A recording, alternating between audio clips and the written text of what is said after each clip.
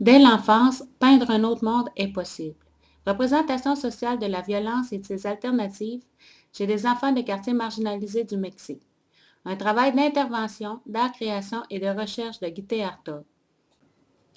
Un climat de discrimination et de violence peut provoquer un état d'incertitude, d'insécurité, de peur et de déprime qui ne permet pas aux enfants de se concentrer et d'être disponibles pour profiter des différents processus d'apprentissage scolaire. La violence est jugée incompatible avec l'enfance ou plutôt avec ses droits fondamentaux. Par violence, nous entendons une façon de limiter, diminuer, restreindre, blesser, voire même tuer le potentiel humain d'une personne. Tant au niveau thérapeutique qu'au niveau formatif, il existe de nombreux avantages à promouvoir la réalisation d'activités artistiques chez les enfants. En termes de culture de la paix, nous pouvons résumer les avantages de la socialisation artistique chez les enfants pour diminuer leur violence de la façon suivante. L'art permet aux enfants de développer un langage propre pour s'exprimer, dire et élaborer ce qu'ils sentent, ce qu'ils aiment ou leur fait peur, et ainsi mieux structurer leurs pensées.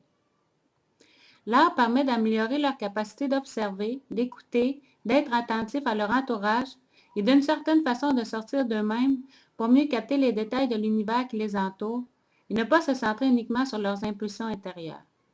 L'art permet aussi d'encourager le développement d'une sensibilité esthétique qui leur permet de développer un regard plus doux sur l'humanité et de mieux apprécier sa quête de beauté et de bonté, ce qui constitue une alternative à la brutalité alimentée par une vision désabusée et laide des rapports humains.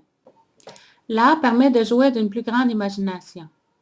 Elle permet d'envisager plusieurs optiques, d'apprécier les réalités sous différents angles, de se construire des scénarios sans passer aux actes impulsivement, de proposer des solutions originales et de compter sur une meilleure mobilité mentale, en plus de provoquer un plus grand sentiment de liberté. L'art permet aussi de s'ouvrir à la diversité, aux idées nouvelles et de découvrir de nouveaux horizons qui nous changent des vieux schémas et des ordres sociaux violents et discriminatifs que nous connaissons. L'art contribue de diverses façons à promouvoir la culture de la paix.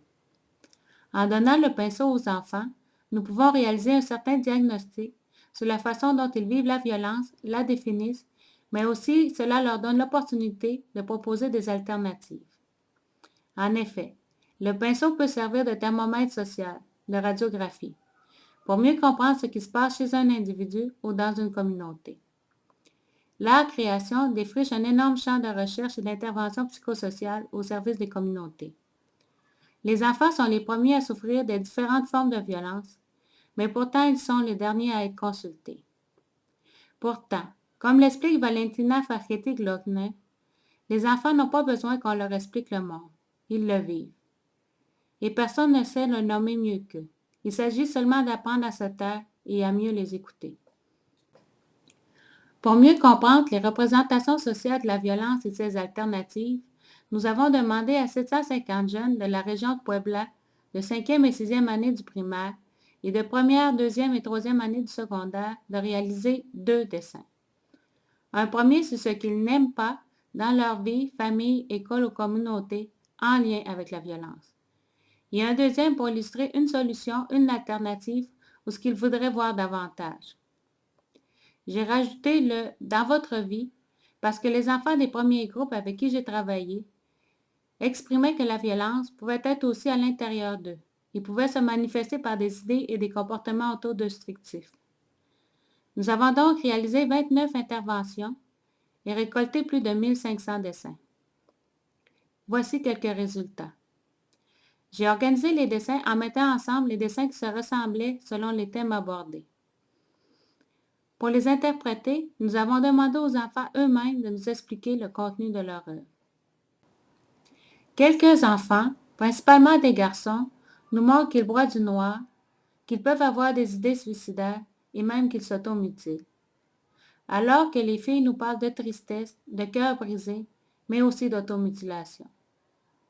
Une petite fille de 12 ans explique la difficulté du passage à l'enfance à l'adolescence.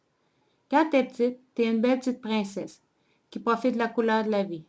Puis tu vieillis, tu deviens laide et tu vois tout en gris. De nombreux enfants, surtout les plus jeunes, nous parlent qu'ils se font corriger à coups de ceinture.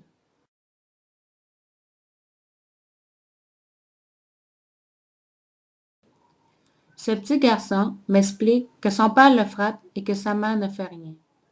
Certains dessins d'adolescents montrent la figure de l'agresseur comme une ombre menaçante, qui empêche le déploiement du jeune garçon. Certains dessins expriment le travail forcé et l'exploitation des enfants. Plusieurs enfants expliquent le scénario suivant. Leurs mères doivent sortir de la maison pour aller commercialiser et vendre les tortillas. Et les pères sans emploi, eux, restent à la maison, boivent avec les copains et ne s'occupent pas de leurs enfants. Ils les laissent avoir faim. Ce garçon nous explique qu'il n'aime pas la pauvreté et que des gens à vivre sur le pont qui se trouvent juste à côté de l'école. Peu de dessins nous parlent d'abus sexuels.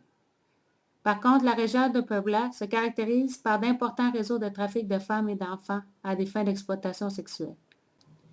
Cette petite fille explique qu'elle n'aime pas que son père aille aux danseuses. L'exposition des enfants à la violence conjugale. Les enfants se dessinent comme faisant partie des scénarios. Une petite fille explique que chaque fois qu'un homme bat sa femme, les enfants sont les premiers à en être témoins. Mon père a mis le pistolet sur la tête de ma mère. Je suis ici dans l'auto. Mon père m'a enlevé. Il a mis le feu à l'appartement en laissant ma mère seule. Une petite fille m'explique en pleurs comment son père, alcoolique et violent, ne la laisse jamais tranquille et fait souffrir toute sa famille. Comme intervenante, je suis préoccupée et démunie pour aider, en sachant que les institutions au Mexique généralement sont peu fiables. Mais une grande leçon me donneront son groupe d'amis, qui se solidarisent avec elle et l'aident à dessiner sa famille sans le père, heureuse et sans violence. Cette empathie entre pères me semble un des facteurs de protection qui peuvent aider les enfants en cas de difficulté. Plusieurs formes de discrimination et d'intimidation furent identifiées à l'école. Pour des questions de genre, de race, de grosseur, de beauté, de venir de la campagne ou de la ville, etc. De très nombreux dessins présentent de la violence entre pairs, qui vont de la chicane, du tiraillage et des coups.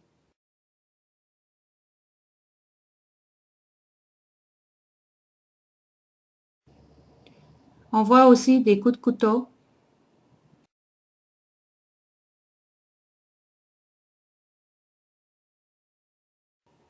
puis des armes à feu.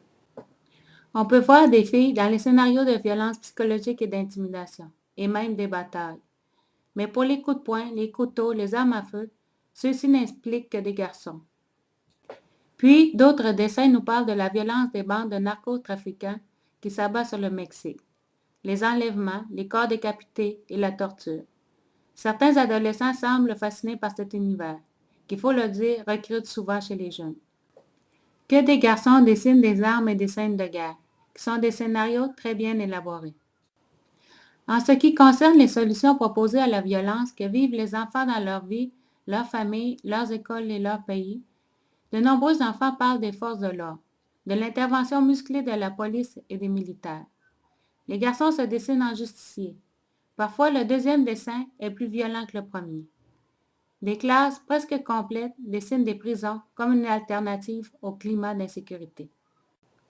Certaines différences de genre interpellent et sont préoccupantes. En effet, les petits garçons semblent passer de la vulnérabilité à la virilité en étant des puissants justiciers. Dans le premier dessin, on les voit de petite taille, tristes et impuissants. Puis, ils proposent des solutions violentes à la violence. Plusieurs garçons participants ne peuvent créer un dessin qui exprime de la joie. Ce serait un symptôme de dépression. Ils ont des scénarios de sexe fort, souvent phalliques, avec des armes à feu, et présentent des scénarios de super-héros qui sauvent le monde des forces du mal en donnant une bonne raclée aux méchants. Il s'agit de la même mentalité de main de fer, de poigne et d'autorité ferme du président Calderón et de son gouvernement de droite qui était en place au moment de la recherche. Les filles proposent des solutions différentes, un peu comme si l'amour et surtout leur capacité de pardonner les actes violents pouvaient solutionner la violence. Elles prônent cependant des scénarios d'entraide, de famille unie, de partage d'une table et même encouragent fortement les garçons à partager les tâches domestiques. Bien qu'exceptionnellement, les garçons proposent l'harmonie familiale et des filles le divorce. L'amour en abstrait et les dessins de cœur sont perçus comme des solutions à la violence. J'ai remarqué le même processus troublant d'élaboration que j'avais déjà observé avec des enfants d'orphelinat. Il faut voir comment les enfants les plus seuls peignent un grand cœur sur leurs feuilles. Leurs coups de pinceau sont comme ceux qui, en manque d'amour, passent des heures à se bercer seuls. Un des résultats les plus surprenants fut de constater comment les enfants considèrent leur environnement social et naturel sur un même plan.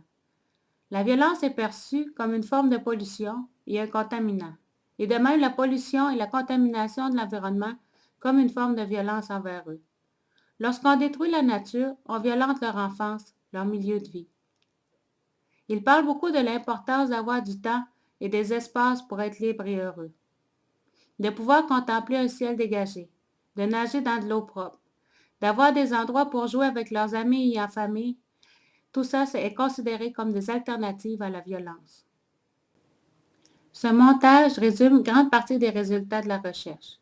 On voit comment l'enfant est au milieu du scénario et qu'il dépend de ce que font les adultes pour se sentir protégé ou vulnérable face à la violence. En bas, on voit un scénario où les adultes prennent soin de lui et de son environnement. Certaines propositions sont particulièrement belles. Une jeune fille propose l'équité de genre.